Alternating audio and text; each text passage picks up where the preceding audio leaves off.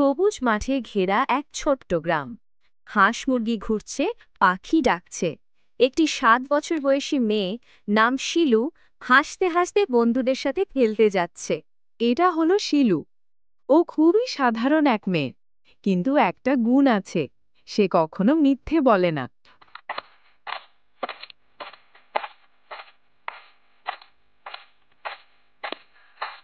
কিরে শিলু, এতক্ষণে তোর আসার সময় হলো? আমরা কতক্ষণ ধরে তোর অপেক্ষা করতেছি। আমি খুবই সরি রে তোদের দাঁড় করিয়ে রাখার জন্য। আচ্ছা, ওই সব কথা বাদ দে, এখন সবাই মিলে হরি কাকুর বাগানের দিকে যাই, চল। এদের তিনজনের বন্ধুত্ব খুব ঘনিষ্ঠ। তারা দিনের বেশিরভাগ সময় একসঙ্গেই থাকে। শিলুর সত্য কথা বলার জন্য তার বন্ধুরা অনেক সময় বিপদে পড়ে। শিলু, আমরা সবাই জানি তুমি সবসময় সত্যি কথা বলিস, কিন্তু কিভাবে? আমি ছোটবেলা থেকেই সবসময় সত্য কথা বলি। আমার মাও আমাকে বলেছে সবসময় সত্য কথা বলতে। এই জন্যেই আমি সবসময় সত্য কথা বলি। আর সত্য কথা বলতে বলতে আমার অভ্যেস হয়ে গেছে। আমি এখন সত্য কথা না বলতে চাইলেও সত্য কথা বলে ফেলি।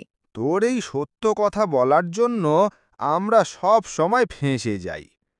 যাই হোক, ওইসব কথা বাদ দে। কালকে বাজারের দোকানে নতুন নতুন খেলনা আসতেছে। তোরা কি যাবি খেলনা কিনতে? তোরা গেলে আমি হ্যাঁ, আমরা সবাই যাব খেলনা কিনতে। আমি কালকে সকালবেলা রেডি হয়ে থাকব। তোরা কিন্তু তাড়াতাড়ি আসিস, আমি কালকে অনেকগুলো খেলনা কিনব। এই বলে তারা যে যার বাড়িতে চলে গেল। শিলুও একা একা তার বাড়িতে চলে গেল। শিলু মনে মনে খুব খুশি, কারণ কালকে সে নতুন খেলনা কিনতে যাবে। শিলু সকালবেলা ঘুম থেকে উঠেই তার বাবার কাছে গেল টাকা নিতে। বাবা মা, আমি আজকে রাজু আর মিনার সঙ্গে বাজারে খেলনা কিনতে যাব। বাজারে একটা নতুন দোকান এসেছে, সেখানে অনেক নতুন নতুন খেলনা রয়েছে।